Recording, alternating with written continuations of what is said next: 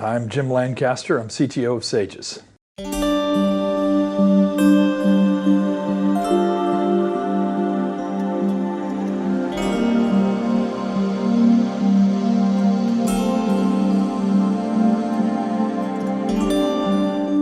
It starts with the applications that you're running. So those are the figuring out what the vendor's recommendations are for, let's say you've got a document management system, or if you're a medical firm and you've got EMR or something like that, are you going to the hosted version of that software? In other words, is the server that you have now going away?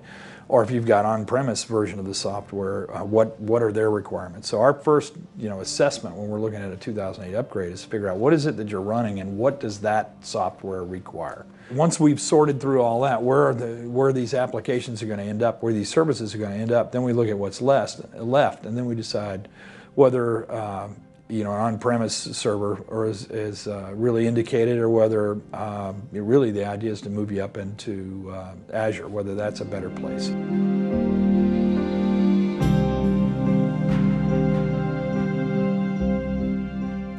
The vast majority of everything that we're doing now is going to Azure.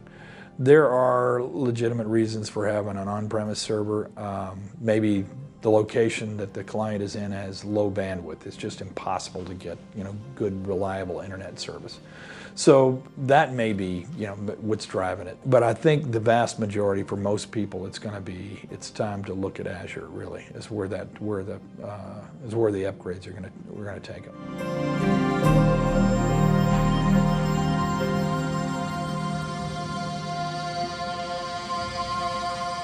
Things work differently in Azure than they do in the old 2008. So it does require careful planning, and you require somebody who knows what. It's just a really complex animal.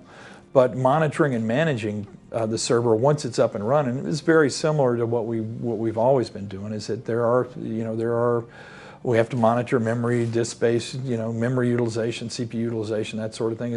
But in addition to that, we have to monitor cost, because the Azure cost model is that you pay a little bit for everything. So disk writes, you pay a little bit. Disk reads, you pay a little bit. The CPU, you pay a little bit for the amount of CPU used. You pay a little bit for how much network traffic you send back and forth. So monitoring all that and making sure that you don't have a runaway process there, and that will generate a very big surprise bill at the end of the month, that requires some expertise as well.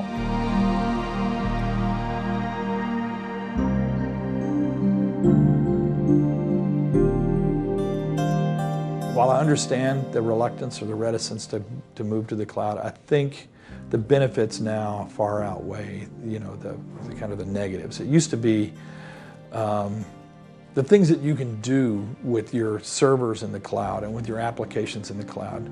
There's so much more that you can do that we were never able to do easily before. And it's principally to do with remote access and being able to provide our customers with access to the data no matter where they are, and kind of if they have multiple locations, sharing data in a central location for all. I mean, it used to be we had to manage these locations independently, and it was pretty complicated keeping everything synchronized. Those problems have gone away. Really, it's more about just getting connected to the internet, and after that, you're finding your way to your infrastructure and managing it and running everything there. So it's different. I understand the reluctance. It requires a different way of thinking of things. It requires change, but I think it offers a lot more than anything we've been able to do in the past. And it's the way things are going, whether we want it to be, we want it to go that way or not. That's the way the world's going, and I think it's time to kind of at least look at it.